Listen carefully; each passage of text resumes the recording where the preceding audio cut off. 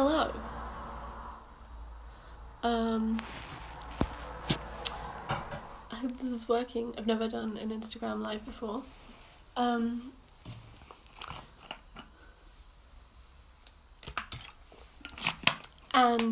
thought I would. I read a great article which I've oh my god. Okay. Sorry, I tried to start this on YouTube and it cancelled on me 5 times, so I'm a bit frustrated.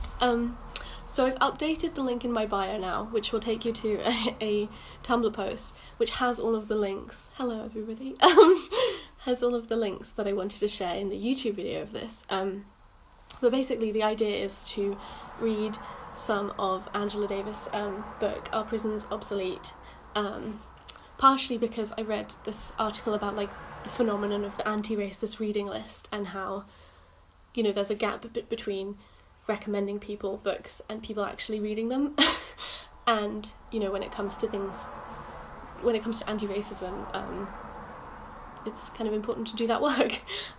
So I thought this would maybe be a useful way to help some people do the work, and especially because, in the article it talks about this and how everybody talked about how difficult it is to read at the moment, which is definitely true for lots of us. It seems kind of counterproductive to then be recommending loads and loads of books for people to read when that's a difficult thing to do. So sorry that I did want to be much more articulate than that, but whatever. So in that link in my bio you should find also a link to the PDF of Are Prisons Obsolete? And hello everybody. And I'm just going to read chapter 1. It's about I think 15 pages, and it's a good kind of introductory point. The book itself, definitely for me, and I know for lots of people, was a really useful starting point, or a clear outline of hello. It's very distracting with all of the messages and the people joining on the screen. I personally found it to be really useful, and I know it's something that is often recommended if people are looking into incarceration and the prison abolition movement and stuff. And yes, the reason I wanted to do it on YouTube is because more people who were there for that content would be here, whereas Instagram has a lot of people on. But hello, let's learn about prison abolition together. In terms of the content of this, it doesn't go into much detail about specific forms of violence. It is obviously about incarceration, which is violent. If you're not up for that, then I'm going to try and save this, and then hopefully people can come back to it if they're up for it. And last thing I wanted to say, and there is a mention of sexual violence at the end of this, but it's very brief, as far as I remember. Okay, let's go. Also I'm going to read from my laptop, sorry. Introduction: Prison reform or prison abolition. In most parts of the world, it is taken for granted that whoever is convicted of a serious crime will be sent to prison.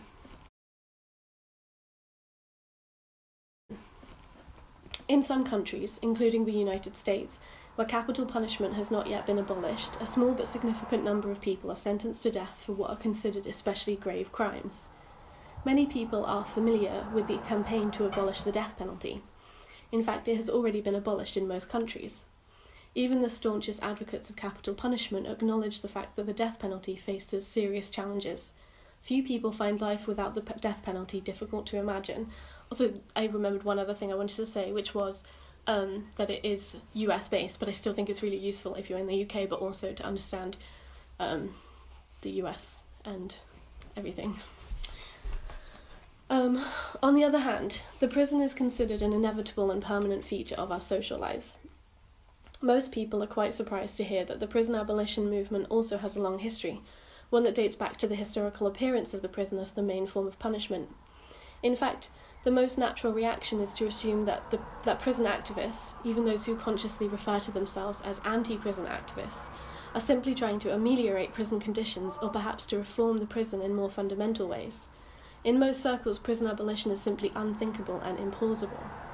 Prison abolitionists are dismissed as utopians and idealists whose ideas are at best unrealistic and impracticable, and at worst mystifying and foolish. This is a measure of how difficult it is to envision a social order that does not rely on the threat of sequestering people in dreadful places designed to separate them from their communities and families. The prison is considered so natural that it is extremely hard to imagine life without it. It is my hope that this book will encourage readers to question their own assumptions about the prison. Many people have already reached the conclusion that the death penalty is an outmoded form of punishment that violates basic principles of human rights. It is time, I believe, to encourage similar conversations about the prison. During my own career as an anti-prison activist, I have seen the population of US prisons increase with such rapidity that many people in Black, Latino, and Native American communities now have a far greater chance of going to prison than of getting a decent education. When many young people decide to join the military service in order to avoid the inevitability of a stint in prison, it should cause us to wonder whether we should not try to introduce better alternatives.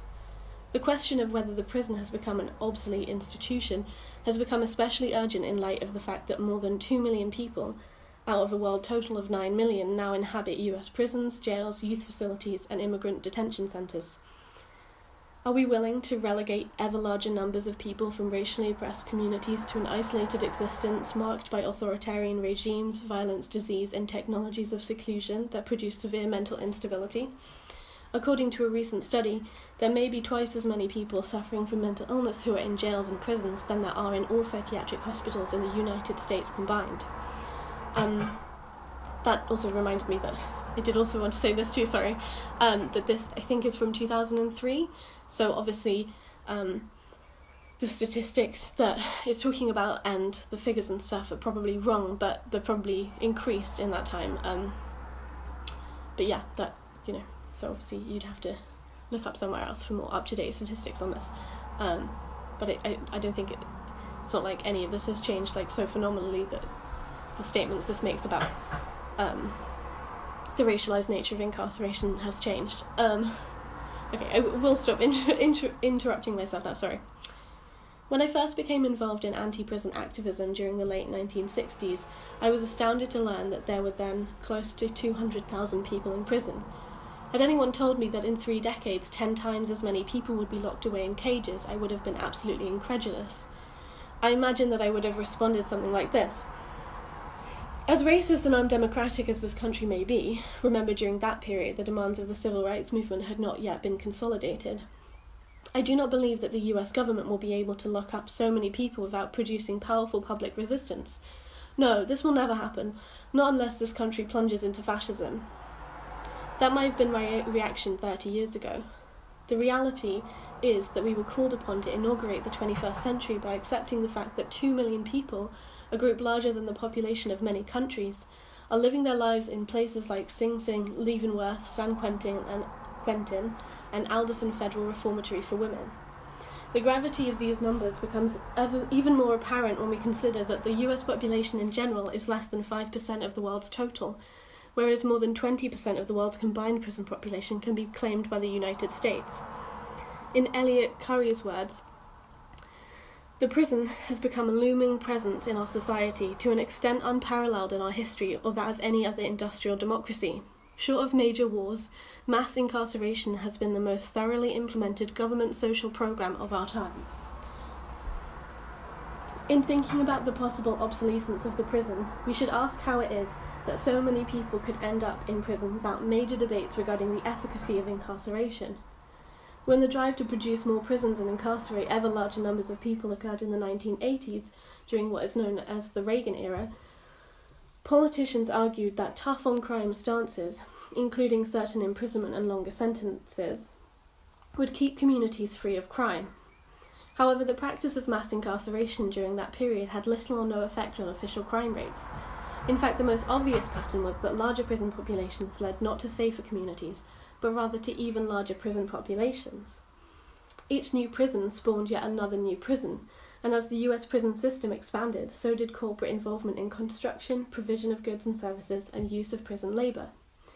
Because of the extent to which prison building and operation began to attract vast amounts of capital, from the construction industry to food and healthcare provision, in a way that recalled the emergence of the military-industrial complex, we began to refer to a prison-industrial complex. Consider the case of California, whose landscape has been thoroughly prisonized over the last 20 years. The first state prison in California was San Quentin, which opened in 1852. Folsom, another well-known institution, opened in 1880. Between 1880 and 1933, when a facility for women was opened in Tehachapi, there was not a single new prison constructed. In 1952, the California Institution for Women opened, and Tehachapi became a new prison for men. In all, between 1852 and 1955, 9 prisons were constructed in California. Along with the California Rehabilitation Center. Oh, sorry, I missed a sentence. In all, between 1852 and 1955, 9 prisons were constructed in California. Between 1962 and 1965, 2 camps were established, along with the California Rehabilitation Center. Not a single prison opened during the second half of the 60s, nor during the entire decade of the 1970s. However, a mass project of prison construction was initiated during the 1980s, that is, during the years of the Reagan presidency. 9 prisons, including the Northern Carolina Facility for Women, were opened between 1984 and 1989. Recall that it had taken more than 100 years to build the first 9 California prisons. In less than a single decade, the number of California prisons doubled. And during the 1990s, 12 new prisons were opened, including 2 more for women. In 1995, the Valley State Prison for Women was opened. According to its mission statement, it provides 1,980 women's beds in... sorry, I'm just going to breathe for a second. In 1995, the Valley State Prison for Women was opened. According to its mission statement, it provides 1,980 women's beds for California's overcrowded prison system. However, in 2002, there were 3,570 prisoners, and the other 2 women's prisons were equally overcrowded. There are now 33 prisons, 38 camps, 16 community correctional facilities, and 5 tiny prison and mother facilities in California. In 2002, there were 157,979 people incarcerated in these institutions, including approximately 20,000 people whom the state holds for immigration violations. The racial composition of this prison population is revealing. Latinos, who are now in the majority, account for 35.2%, African Americans 30%, and white prisoners 29.2%. There are now more women in prison in the state of California than there were in the entire country in the early 1970s. In fact, California can claim the largest women's prison in the world, Valley State Prison for Women, with its more than 3,500 inhabitants. Located in the same town as Valley State, and literally across the street, is the second largest women's prison in the world, Central California Women's Facility, whose population in 2002 also hovered around 3,500. If you look at a map of California depicting the location of the 33 state prisons, you will see that the only area that is not heavily populated by prisons is the area north of Sacramento. Still, there are 2 prisons in the town of Susanville, and Pelican Bay, one of the state's notorious super maximum security prisons, is near the Oregon border. California artist Sandel Berg was inspired by the colonizing of the landscape by prisons to produce a series of 33 landscape paintings of these institutions and their surroundings. They are collected in his book, Incarcerated: Visions of California in the 21st Century. I present this brief narrative of the prisonization of the California landscape in order to allow readers to grasp how easy it was to produce a massive system of incarceration with the implicit consent of the public. Why were people so quick to assume that locking away an increasingly large proportion of the US population would help those who live in the free world feel safer and more secure? This question can be formulated in more general terms. Why do prisons tend to make people think that their own rights and liberties are more secure than they would be if prisons did not exist? What other reasons might there have been for the rapidity with which prisons began to colonize the California landscape? Geographer Ruth Gilmore describes the expansion of prisons in California as a geographical solution to socio-economic problems. Her analysis of the prison industrial complex in California describes these developments as a response to surpluses of capital, land, labour and state capacity. California's new prisons are sited on devalued rural land, most, in fact, on formerly irrigated agricultural acres.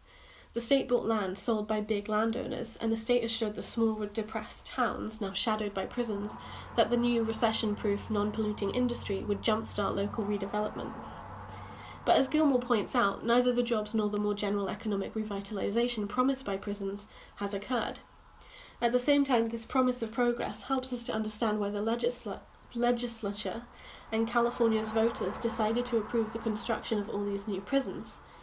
People wanted to believe that prisons would not only reduce crime, they would also provide jobs and stimulate economic development in out-of-the-way places.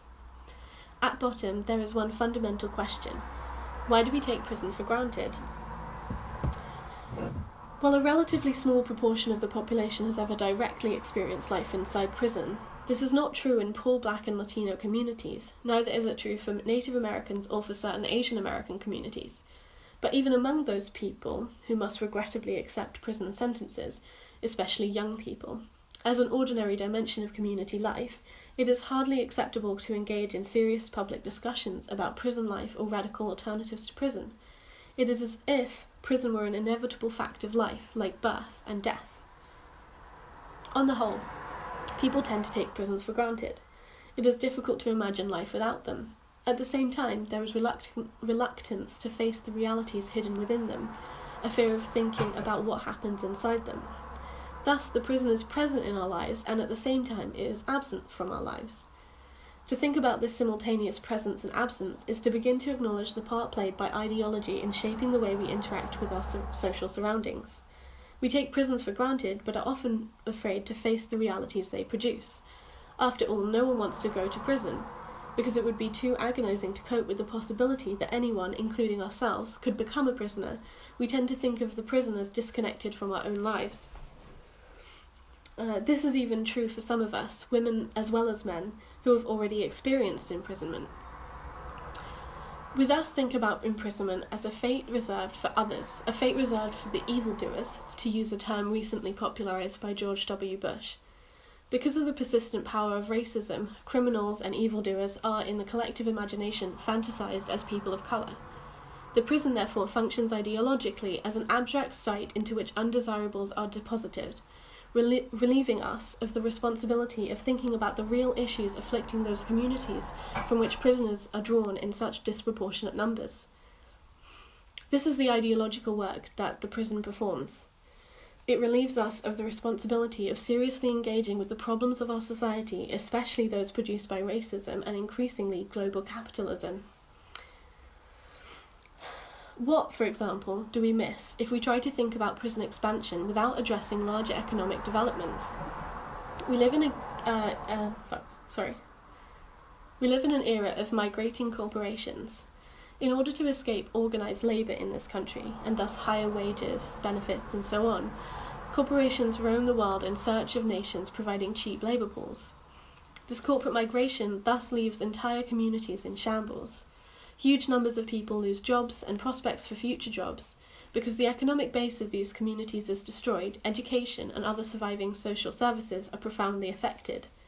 This process turns the men, women, and children who live in these damaged communities into perfect candidates for prison. In the meantime, corporations associated with the punishment industry reap profits from the system that manages prisoners and acquire a clear stake in the continued growth of prison populations. Put simply, this is the era of the prison industrial complex. The prison has become a black hole into which the detritus of contemporary capitalism is deposited. Mass imprisonment generates profits as it devours social wealth, and thus it tends to reproduce the very conditions that lead people to prison. There are thus real and often quite complicated connections between the deindustrialization of the economy, a process that reached its peak during the 1980s, and the rise of mass imprisonment, which also began to spiral during the Reagan-Bush era. However, the demand for more prisons was represented in the public in simplistic terms. More prisons were needed because there was more crime. Yet many scholars have demonstrated that by the time the prison construction boom began, official crime statistics were already falling.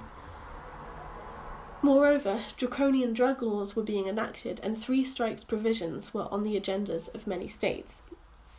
In order to understand the proliferation of prisons and the rise of the prison industrial complex, it might be helpful to think further about the reasons we so easily take prisons for granted.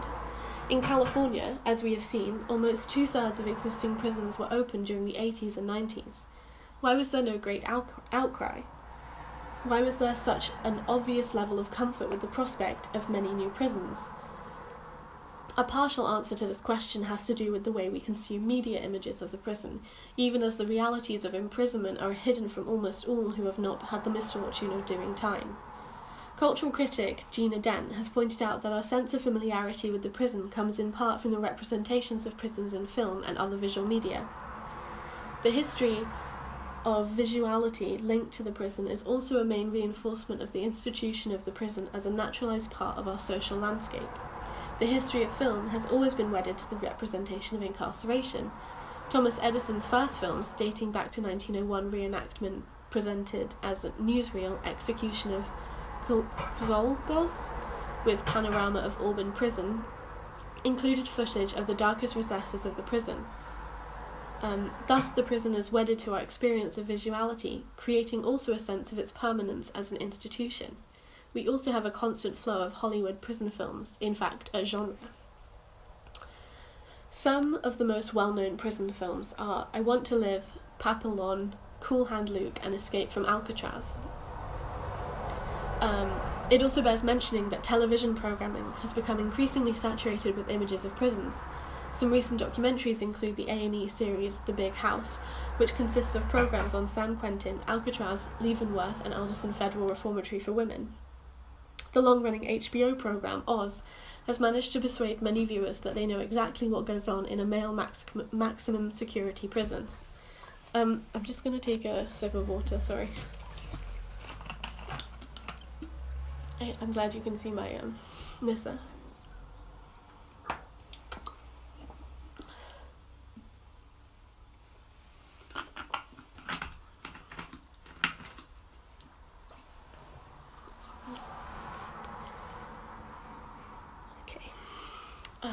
But even those who do not consciously decide to watch a documentary or dramatic program on the topic of prisons inevitably consume prison images, whether they choose to or not, by the simple fact of watching movies or TV.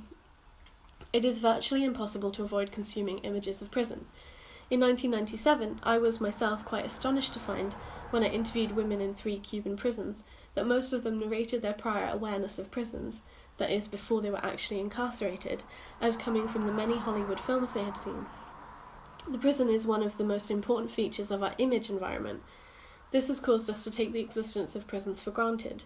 The prison has become a key ingredient of our common sense. It is there, all around us. We do not question whether it should exist. It has become so much a part of our lives that it requires a great feat of the imagination to envision life beyond the prison. This is not to dismiss the profound changes that have occurred in the way public conversations about the prison are conducted. 10 years ago, even as the drive to expand the prison system reached its zenith, there were very few critiques of this process available to the public. In fact, most people had no idea about the immensity of this expansion. This was the period during which internal changes, in part through the application of new technologies, led the US prison system in a much more repressive direction. Whereas previous classifications had been confined to low, medium, and maximum security, a new category was invented, that of the super-maximum security prison, or the supermax. The turn towards increased repression in a prison system, distinguished from the beginning of its history by its repressive regimes, caused some journalists, public intellectuals, and progressive agencies to oppose the growing reliance on prisons to solve social problems that are actually exacerbated by mass incarceration.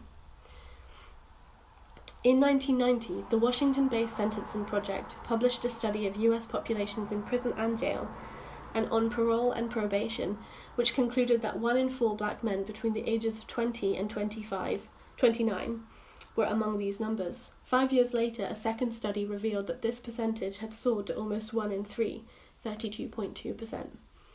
Moreover, more than 1 in 10 Latino men in this same age range were in jail or prison or on probation or parole. The second study also revealed that the group experienced the greatest increase was black women, whose imprisonment increased by 78%. According to the Bureau of Justice Statistics, African Americans as a whole now represent the majority of state and federal prisoners, with a total of 803,400 black inmates, 118,600 more than the total number of white inmates. During the late 1990s, major articles on prison expansion appeared in Newsweek, Harper's, Emerge, and Atlantic Monthly. Even Colin Powell raised the question of the rising number of black men in prison when he spoke at the 2000 Republican National Convention, which declared George W. Bush its presidential candidate. Over the last few years, the previous absence of critical positions on prison expansion in the political arena has given way to proposals for prison reform. While public discourse has become more flexible, the emphasis is almost inevitably on generating the changes that will produce a better prison system. In other words, the increased flexibility that has allowed for critical discussion of the problems associated with the expansion of prisons also restricts this discussion to the question of prison reform. I'm going to read that again because I think it's an important sentence, and I don't think I read it very well for the first time, but whatever. In other words, the increased flexibility that has allowed for critical discussion of the problems associated with the expansion of prisons also restricts this discussion to the question of prison reform. As important as some reforms may be, the elimination of sexual abuse and medical neglect in women's prison, for example, frameworks that rely exclusively on reforms help to produce the stultifying idea that nothing lies beyond the prison. Debates about strategies of decarceration, which should be the focal point of our conversations on the prison crisis, tend to be marginalised when reform takes the centre stage. The most immediate question today is how to prevent the further expansion of prison populations and how to bring as many imprisoned women and men as possible back into what prisoners call the free world. How can we move to decriminalise drug use and the trade in sexual services? How can we take seriously strategies of restorative rather than exclusively punitive justice? Effective alternatives involve both transformation of the techniques for addressing crime and of the social and economic conditions that track so many children from poor communities, and especially communities of colour, into the juvenile system and then on to prison. The most difficult and urgent challenge today is that of creatively exploring new terrains of justice, where the prison no longer serves as our major anchor.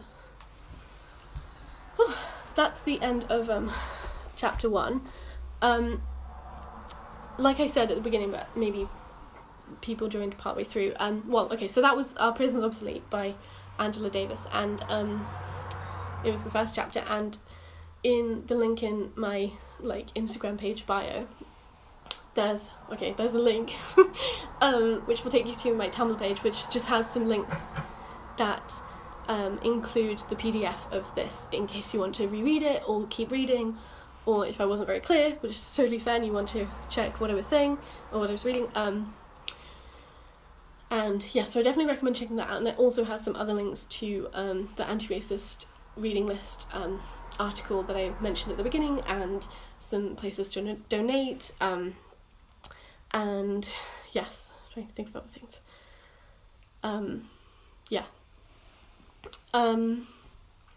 I definitely would recommend reading the whole book. I'm not sure if I will try and do this again with the second chapter. It's a lot about violence, and I'm not sure, especially when it gets to gender and sexual violence, I'm not sure how comfortable I would be with reading that chapter aloud. So maybe I'll just skip that one, but then people can read it at their own time. But yeah, we'll see. I'm going to try and keep this up so people can come and listen to this again. Hopefully, yeah, it was clear enough to do that. Yes, I think that was everything. Thank you for being here, and